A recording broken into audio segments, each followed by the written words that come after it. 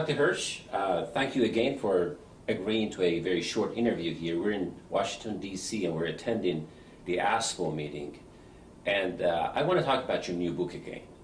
We've had you on the show in the past, and you have told our audience what is peak oil. Reiterate that. What is peak oil for those that are just tuning in? Peak oil really represents the maximum of world oil production, after which world oil production will go into decline. And when it goes into decline, there will then be shortages in many places in the world, and those shortages will get deeper and deeper year after year until we mitigate the shortage problem. And that's going to take a considerable period of time because of the massive size of worldwide oil consumption. Now, in terms of an average person watching this, what does this mean? Does that mean that, let's say the world production currently is 86, 87 million barrels a day, let's get up to 88, 89, then it starts to decline. So for many, they just think, okay, I may be paying $3 per gallon. Okay, so I'll pay $4 per gallon. But is it beyond that? Is it beyond the gas pump? How is that going to impact their lives? What does that mean to families and individuals as we go forward? When shortages begin, they're going to massively affect life on the planet. Everybody is going to get hurt. It's not just a matter that your gasoline prices will go up a little bit. In fact, your gasoline prices will go up considerably, and then beyond that, there will be shortages. So you will not be able to get the gasoline that you need or that you're used to. And so there's going to be a major jolt to economies, particularly in the United States, less so in other countries in the world that are oil exporters. But in countries that are oil importers like the United States, there's going to be a great deal of difficulty. Besides that, world commerce depends on moving goods back and forth by ships and airplanes that run on oil products. And so the costs will go up dramatically for goods that that are in international commerce, and then in addition to that, the costs will go up because the cost of fuel will go up dramatically. So everybody will be impacted deeply. And because the problem is complicated, I know that you'd love to give simple answers, and people would like to give simple answers. I've been in this business long enough that I know that it's very hard to give simple one-line answers, and that's part of the reason that we wrote the book that we did, because people need to get in and understand why things are the way they are and why they're so complicated, and why it is likely that we will have trouble in the relatively near future. Now, you, in 2005, you were commissioned by the Department of Energy to do a study and look into the future of what peak oil means. Also, not only what peak oil does, but also what other alternative sources we have to enable us to mitigate the situation. You looked at all sorts of options. And we talked about it in the past, and most people probably know about the Hirsch report, which is significant because potentially for the first time you're talking about someone who's commissioned by the Department of Energy, not just an independent scientist. Now, your new book, The Impending World Energy Mess, which I highly recommend to anybody that wants to understand what the future looks like, not only in the United States, but globally. Why the new book? What is it in this one that wasn't in 2005? I've spoken to lots of groups around the world on this subject, and when you give a presentation, it's typically 45 minutes to an hour, and you cannot get the complexity and the understanding across in a very short presentation. We all like to get answers quickly and crisply and so forth, and the crisp bottom line on this is we're headed for a major mess, and that's why we titled the book the way we did. The book is aimed at intelligent people, not necessarily technical people, but I think technical people can use it, that basically remind people how oil impacts us and how it really is the lifeblood of our modern economies. And then something we tell people in relatively simple terms how oil behaves, which is different than anybody is used to in their everyday life. Oil production and the behavior of oil production in the world is just complicated and different than normal. We then show how a number of different, very intelligent people using different techniques have looked at the problem and how it's likely to unfold, and we then express our opinion on that kind of thing. But then we go beyond that to make the point that an oil problem is not an energy problem.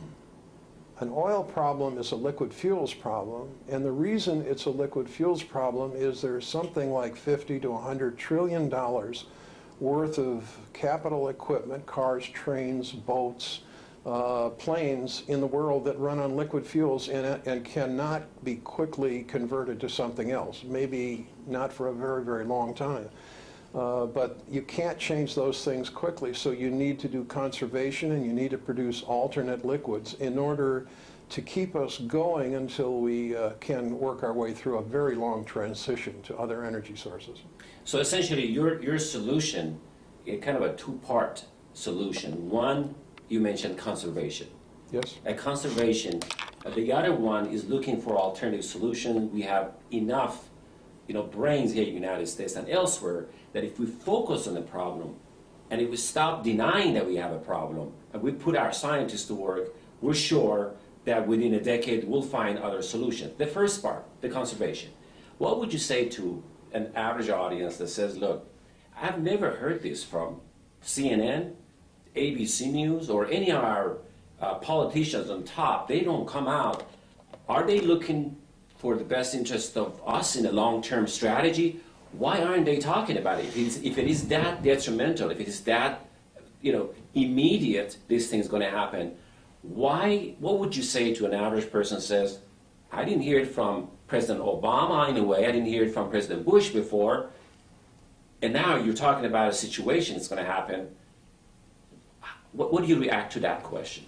Well, first of all, they have heard it from Bruce Soltani. All right, and I give you credit for getting ahead of this problem and beginning to talk about it and beginning to share it with your viewers. So that's a real service. In terms of your question, it's not a matter of turning our scientists loose. It's a matter of going with and implementing technologies that are here today. Because the character of the problem is not that we need discovery, although future discoveries will indeed make a difference. The problem in mitigating the decline of world oil production is to implement conservation on a massive scale and implement enhanced oil recovery on a massive scale and coal to liquids and gas to liquids and heavy oil and a few other things. These are technologies that are here today and ready to be implemented. And we have to implement them because the decline problem is basically running away from us. And what we have to do is we have to build stuff and get it out there. And that's the only way that we're going to work the problem in the near term.